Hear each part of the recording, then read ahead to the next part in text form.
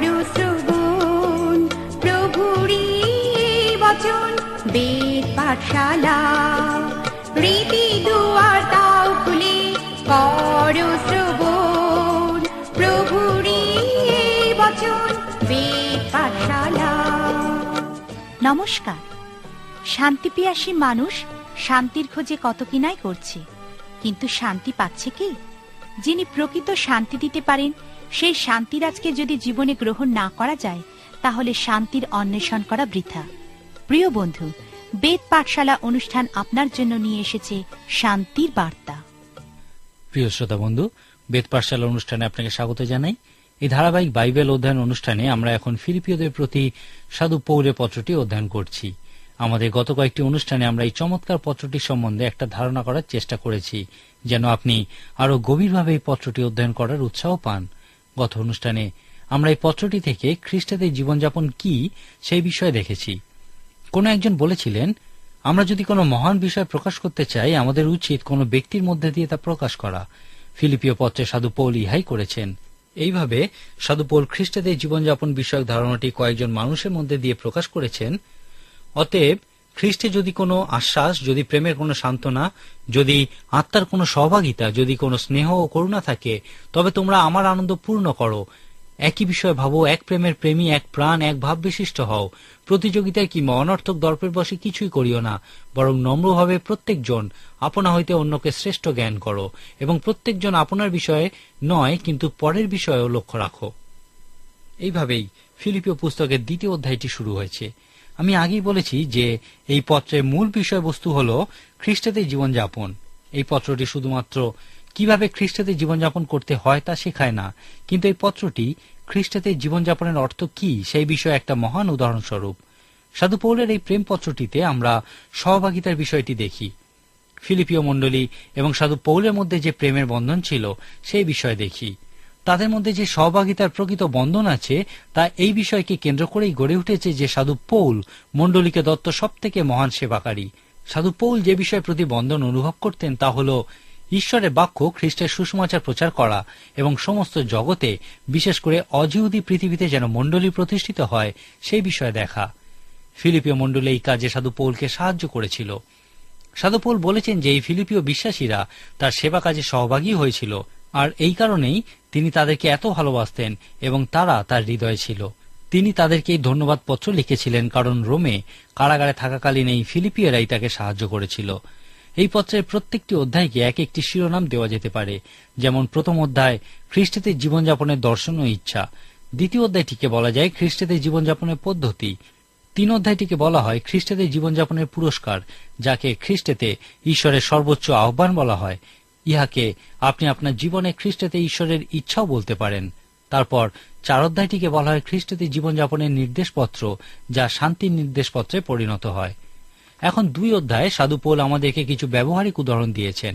প্রথমত তিনি খ্রিস্টানদের জীবনযাপনের সাধারণ পদ্ধতির বিষয়ে বলেছেন। সাধু পৌল ফিলিপিয়দেরকে বলেছিলেন যে তারা বিনয়ী মানসিকতার হবে, প্রেমপূর্ণ মানসিকতার হবে এবং সম মানসিকতার হবে যখন খ্রিস্টেতে জীবনযাপনের পদ্ধতির বিষয়ে তারা প্রকৃতই বুঝতে পারবে। যখন সাধু পৌল ফিলিপিয়দেরকে এই বিনয়ী মানসিকতার বিষয়ে শিক্ষা দিয়েছিলেন, তিনি তাদেরকে নম্রতা এবং নম্রতার কাছাকাছি কোনো বিষয় শিক্ষা দিয়েছিলেন। তিনি তাদেরকে প্রেমের বিষয় শিক্ষা দিয়েছিলেন। এই বিষয়ে তিনি বলেছিলেন, নম্রভাবে প্রত্যেকজন আপনা হইতে অন্যকে শ্রেষ্ঠ জ্ঞান করো। যদি আপনি নম্র হন, তাহলে অন্যকে আপনি নিজের থেকে শ্রেষ্ঠ মনে করবেন। সাধু পৌল কিন্তু এখানে জড়তা বা নিজের বিষয়ে নিম্ন মনোভাবের কথা বলেননি। এখন যদি আপনার মানসিকতা প্রেমে পূর্ণ হয়, তাহলে আপনি ইহার থেকেও বেশি দূরে যাবেন। আপনি সেই সোনালী ব্যবস্থা প্রয়োগ করবেন যা বলে, অতএব তোমার প্রতি মানুষের কর্তব্যের বিষয়ে তুমি যা চিন্তা করো, তুমি আগে তাদের প্রতি সেইগুলি করো। ইহাই হল ভাওবাদীদের ব্যবস্থা। যাই হোক, সাধু পৌল ইহা এইভাবে বলেছেন, প্রত্যেকজন আপনার বিষয়ে নয় কিন্তু পরের বিষয়েও লক্ষ্য রাখো। আমাদের প্রত্যেকেরই প্রয়োজন আছে, আমাদের বিভিন্ন চাপ আছে, সমস্যা আছে। আপনি কি আপনার চাপ, সমস্যার কথাই সব থেকে আগে ভাবেন, বা আপনি কি নিজের বিষয়ে চিন্তা করার আগে অন্যের সমস্যার কথা ভাবেন?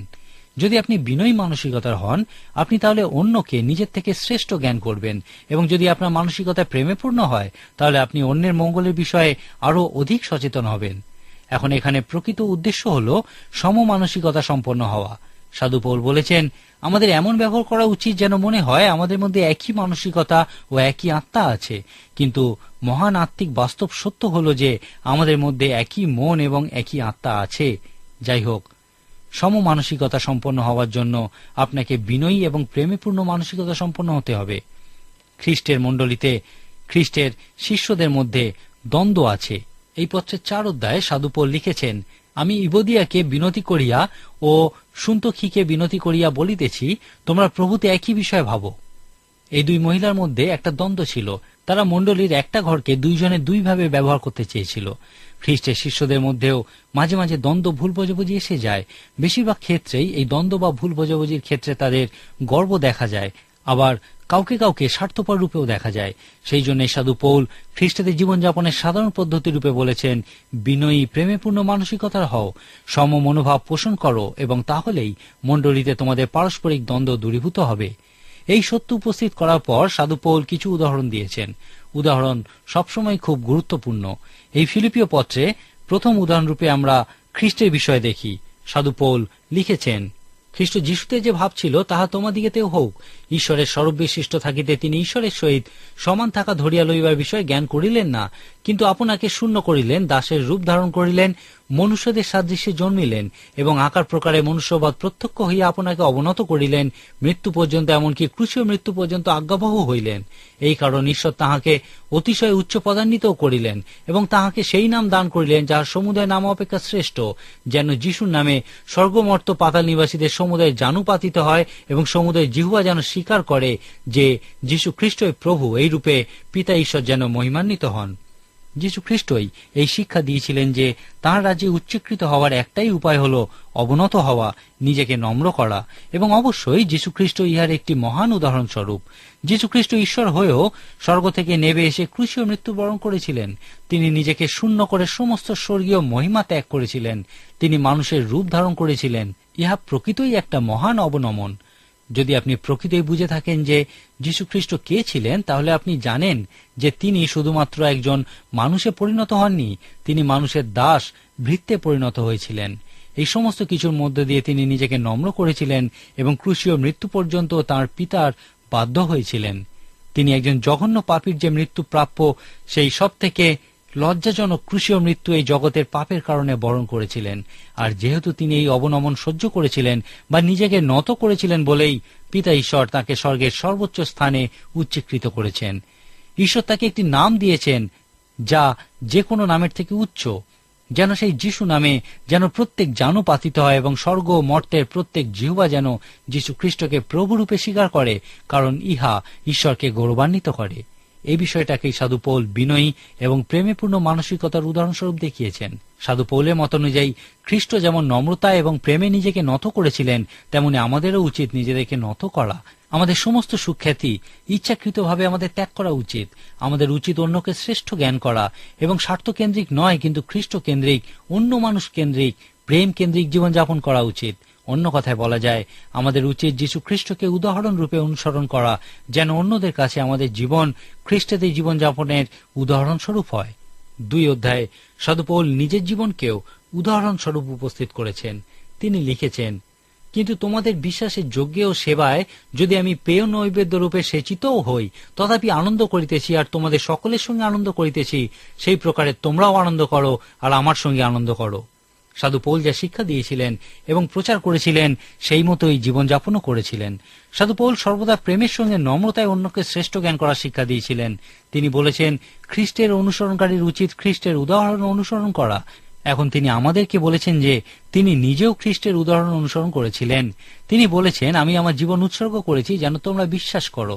তিনি আরো লিখেছেন যে যদি তোমরা খ্রিস্টের জীবনযাপনের অর্থ জানতে চাও, তাহলে আমার উদাহরণ অনুসরণ করো, কারণ ঈশ্বরের অনুগ্রহে আমি খ্রিস্টের জীবনযাপন করি।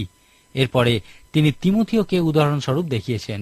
তিনি লিখেছেন, আমি প্রভু যিশুতে প্রত্যাশা করিতেছি যে তিমোথীয়কে শীঘ্রই তোমাদের কাছে পাঠাইব, যেন তোমাদের অবস্থা জানিয়া আমারও প্রাণ জুড়ায়। কারণ আমার কাছে এমন সমপ্রাণ কেহই নাই যে প্রকৃত রূপে তোমাদের বিষয়ে চিন্তা করিবে, কেননা উহারা সকলে যীশুখ্রিস্টের বিষয় নয়, কিন্তু আপন আপন বিষয় চেষ্টা করে। কিন্তু তোমরা ইহার পক্ষে এই প্রমাণ জ্ঞাত আছো যে পিতার সহিত সন্তান যেমন আমার সহিত ইনি তেমনই সুসমাচারের নিমিত্ত দাস্যকর্ম করিয়াছেন। অতএব আশা করি আমার কি ঘটে তাহা দেখিতে পাইলেই তাহাকে তোমাদের নিকটে পাঠাইয়া দিব। এখানে লক্ষ্য করুন, সাধু পৌল তিমথিয়ের বিষয়ে কত চমৎকার কথা বলেছেন। ইহা হল খ্রিস্টদের জীবনযাপনের ক্ষেত্রে আরেকটি উদাহরণ।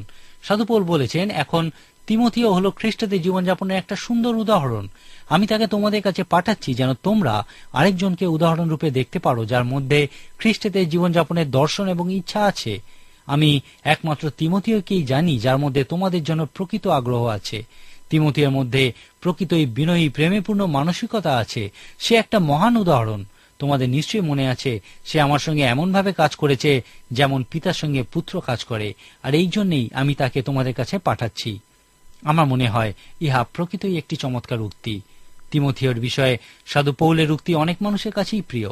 একজন বিখ্যাত প্রচারকের 2টি ছেলে ছিল। তার বড় ছেলে ঈশ্বরের সেবা কাজের সঙ্গে যুক্ত ছিল।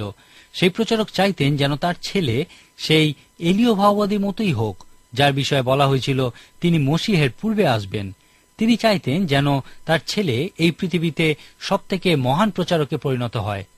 তার ছেলে যখন ছোট ছিল তখন থেকেই সে বাইবেলে দাগ দেওয়া শুরু করেছিল।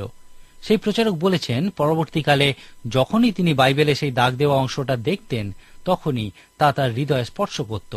তিনি মনে করতেন পিতা পুত্র একসাথে সেবা কাজে অংশ নেওয়ার মতো মহান বিষয় আর কিছুই হতে পারে না। সাধু পৌলের সঙ্গে তিমথিয়ের এই রকম সম্পর্কই ছিল। সাধু পৌলের কাছে তিমথিয়ের সঙ্গে কাজ করার অর্থ হল পুত্রের সঙ্গে কাজ করার তুল্য। আজকের মতো আমার সময় এখানেই শেষ, কিন্তু অনুষ্ঠান শেষ করার আগে আমি আপনাকে কতকগুলি কথা বলতে চাই। আপনি যদি একজন নতুন বিশ্বাসী হন, তাহলে আপনার কি সাধু পৌলের মতো কেউ আছেন যিনি আপনার আত্মিক পিতা বা মাতা স্বরূপ হতে পারেন, যিনি অনেকদিন বিশ্বাসী রূপে জীবনযাপন করছেন? অথবা যদি আপনি অনেকদিন ধরে বিশ্বাসী জীবনযাপন করে থাকেন, তাহলে আপনার কি তিমথিয়ের মতো কেউ আছেন যিনি আপনার আত্মিক পুত্র বা কন্যা স্বরূপ হতে পারেন? একজন দার্শনিক বলেছিলেন, যদি আপনি একজন যুবক বা যুবতী হন এবং কোনো বৃদ্ধের সংস্পর্শে না থাকেন, তাহলে আপনি আত্মিকভাবে এবং মানসিকভাবে আঘাতপ্রাপ্ত হবেন। আর যদি আপনি একজন বৃদ্ধ হন এবং সাম্প্রতিককালে যদি কোনো যুবক বা যুবতীকে উৎসাহিত না করে থাকেন, তাহলে আপনি আপনার দায়িত্ব পালন করছেন না। আমি আপনাকে বলবো, নিজে শিষ্য হন এবং শিষ্য প্রস্তুত করুন। আজকের মতো তাহলে এখানেই শেষ করি। পরবর্তী অনুষ্ঠানে আমাদের সঙ্গে আপনি অবশ্যই উপস্থিত থাকুন। ঈশ্বর আপনার মঙ্গল করুন। প্রিয় শ্রোতা বন্ধু, প্রভু যীশু সম্পর্কে অধিক জানতে হলে আমাদের ঠিকানায় যোগাযোগ করুন। বেদ পাঠশালা, পোস্ট বক্স নম্বর 8956, ধর্মতলা পোস্ট অফিস, কলকাতা 700013। আবার বলছি, বেদ পাঠশালা, পোস্ট বক্স নম্বর 8956, ধর্মতলা পোস্ট অফিস, কলকাতা 700013। নমস্কার।